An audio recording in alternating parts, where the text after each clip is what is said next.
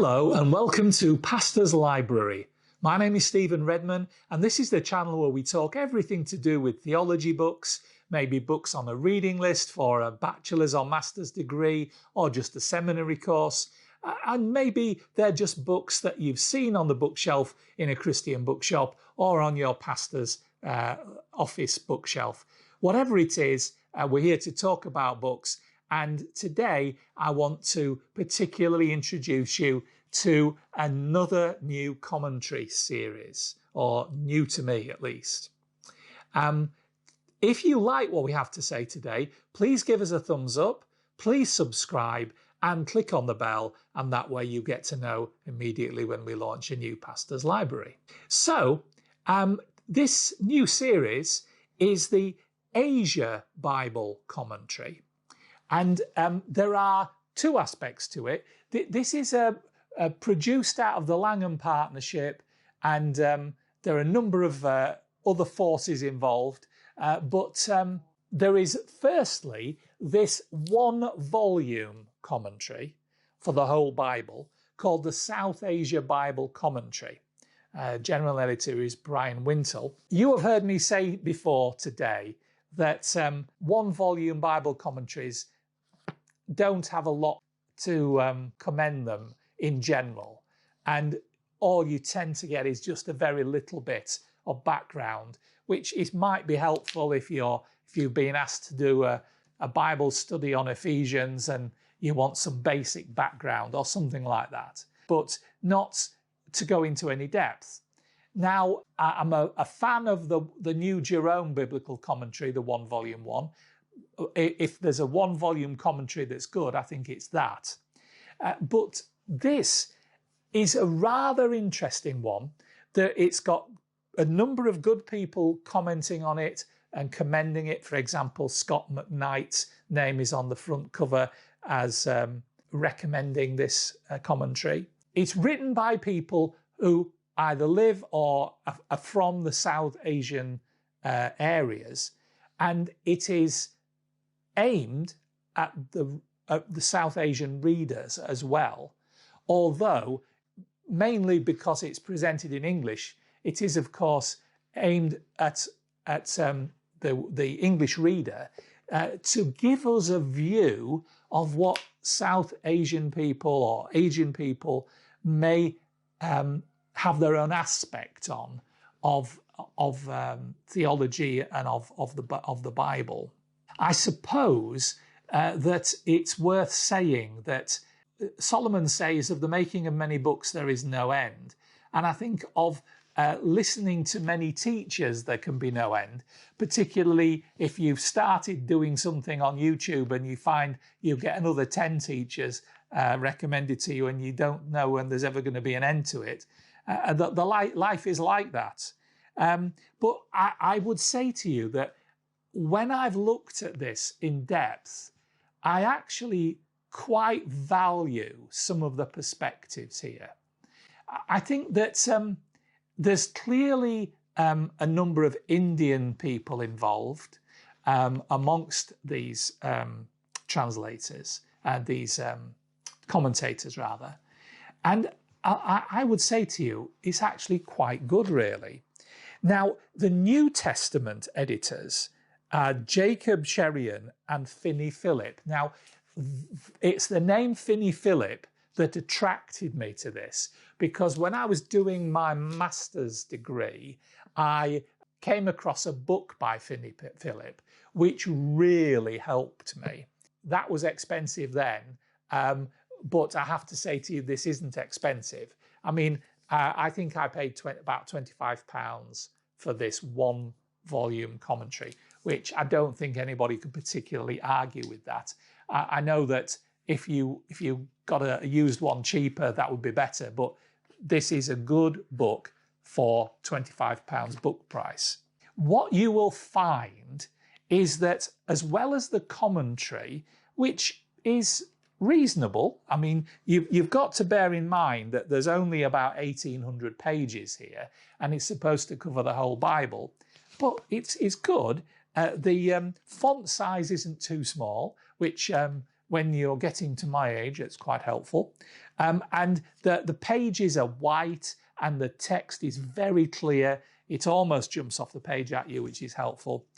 But I found a lot of the comments to be quite insightful. And I also found the idea of applying an application to the Asian mindset was useful. And I suppose what this does do is it helps the Western mind to comprehend a little bit of how the Asian mind is thinking, and gives us some insight, which I think is helpful. So if you need a one-volume book and you want to understand a little bit perhaps how other people from a different culture think, then actually I really quite like this one, and I think it's got something to offer. So that's the South Asia Bible Commentary. Now, at the same time, it would appear that the publishers have brought out a range of commentaries on each book. And the Old Testament ones have got that type of cover. The New Testament ones have got a brighter cover, but of the same basic design. What I did was I bought a few of these to get a feel for them. And some of the commentators' names, I don't want to embarrass myself by trying to pronounce, but I really quite liked the volume on Ruth. This is an insightful commentary, and like we've said with the one volume, it gives application for the Asian mindset. I also liked the one on Jonah. This is a good one. Now, of course, when you've read some of the very technical and academic commentaries that are out there, then this maybe is a baby steps commentary. But the point is, we need baby steps commentaries, and it really is actually very helpful.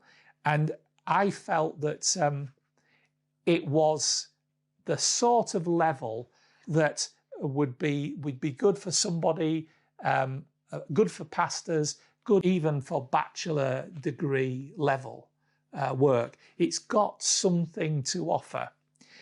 For the New Testament, I really quite liked 1, 2 and 3 John by Gilbert Suhu, and that's an excellent commentary.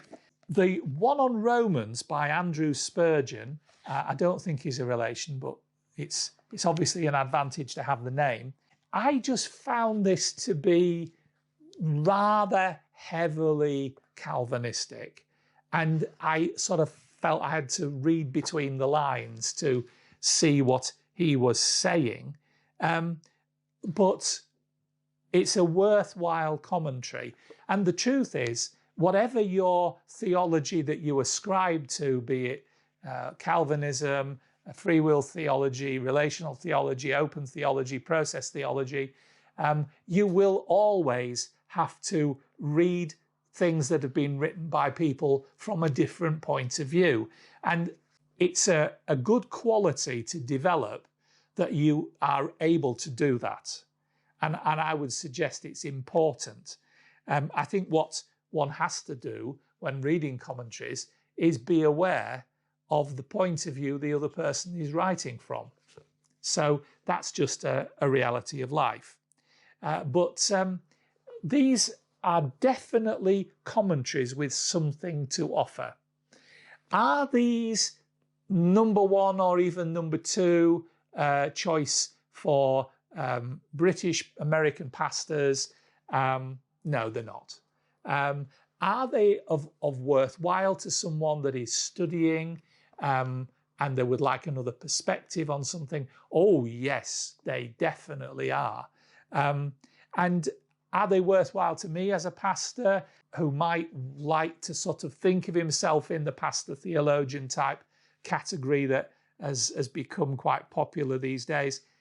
Yeah, they're definitely good for me. So if you said to me, I'm just starting out and I would like 2 or 3 commentaries on the book of Romans, I'm not sure that that would be one I would recommend to you.